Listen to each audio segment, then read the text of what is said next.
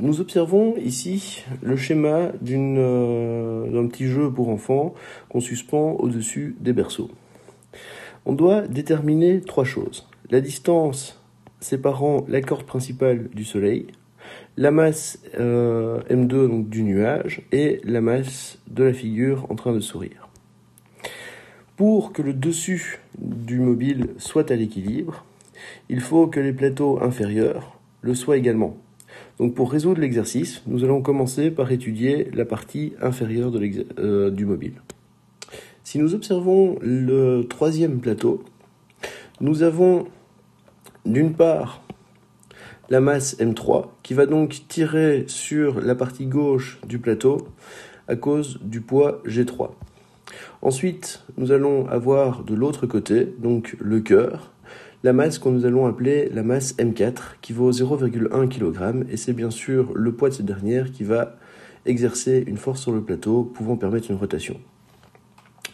Pour qu'il soit à l'équilibre, il faut que la somme des moments soit nulle, ou autrement dit, tout ce qui fait tourner l'objet dans ce sens, les moments faisant tourner l'objet dans ce sens doivent être égaux aux moments faisant tourner l'objet dans ce sens. Ici, nous avons deux moments. Donc, le moment 3, donc celui qui va faire tourner dans le sens trigonométrique, doit être égal au moment 4, celui qui fait tourner dans le sens des aiguilles d'une montre. Le moment 3, c'est G3 fois D3, qui doit être égal à G4 fois D4. Nous savons également que le poids, c'est égal à la masse fois la constante de gravité. Nous pouvons donc écrire que M3 fois G fois D3 doit être égal à M4 fois G fois D4. Il s'agit de la même constante de gravité de part et d'autre de l'égalité, nous pouvons donc les simplifier. Il nous reste l'expression suivante. M3 fois D3 est égal à M4 fois D4. Ici, nous allons pouvoir maintenant remplacer pour venir isoler M3. Donc M3 fois 15 cm est égal à M4, soit 0,1 kg, fois 25 cm. Je tiens à attirer ici votre attention sur le fait que nous pouvons soit travailler en mètres, donc dans le système international, soit travailler en centimètres.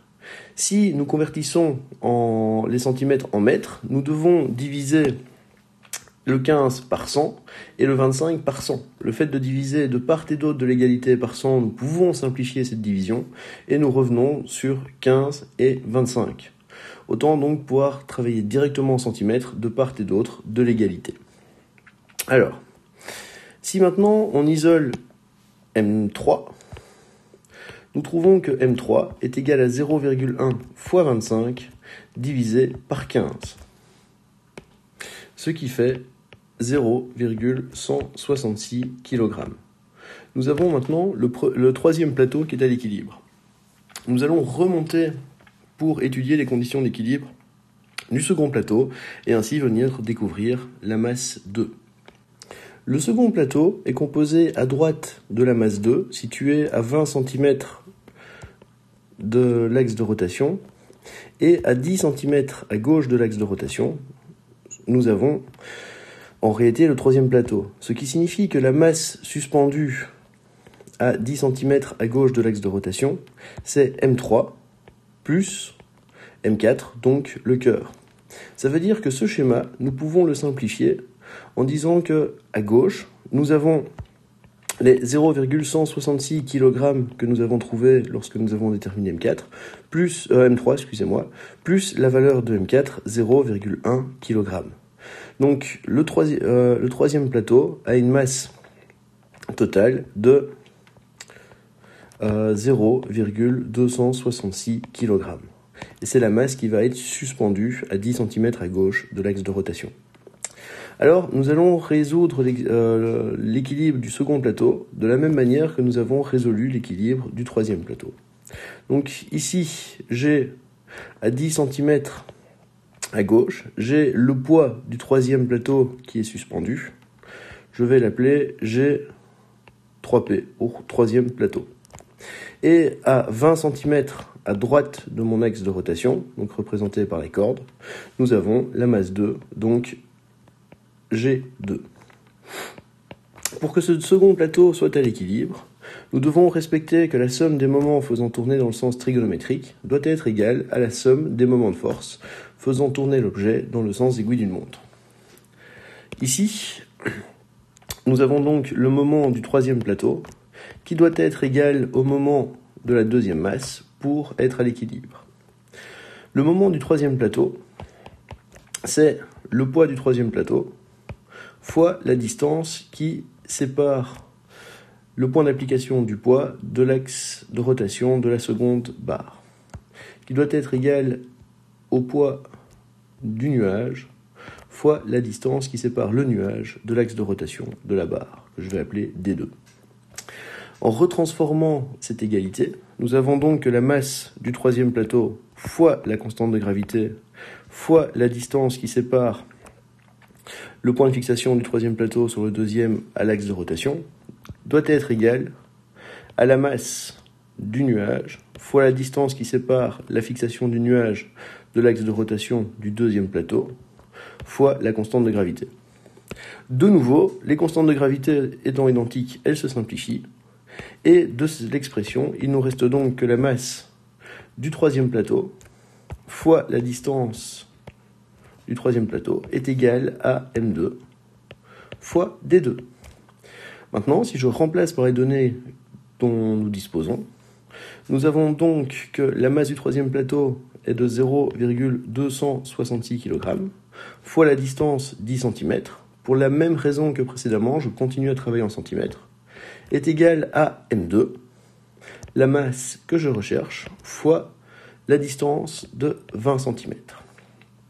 M2 est donc égal à 0,266 fois 10 divisé par 20. Et on trouve comme valeur de M2 0,133 kg. Nous allons maintenant nous concentrer sur les conditions d'équilibre du premier plateau. Le premier plateau est constitué d'une part par ce soleil de 0,2 kg et d'autre part du deuxième et troisième plateau.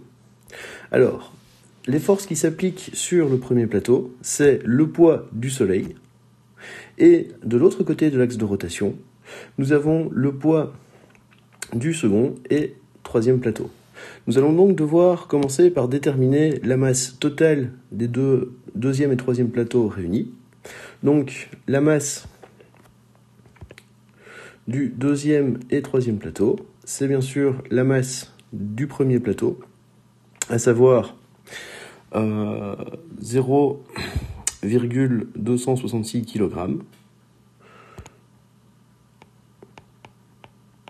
plus la masse du second plateau, qui est constitué donc de M2, donc on rajoute 0,133 kg.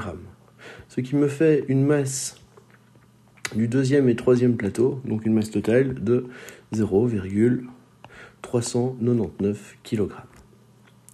Alors, pour que le premier plateau soit à l'équilibre, il faut que les moments de force induisant une rotation dans le sens trigonométrique soit égal au moment de force faisant tourner l'objet dans le sens des aiguilles d'une montre. On va donc avoir d'une part le moment 1 qui doit être égal à d'autre part le moment du deuxième et troisième plateau.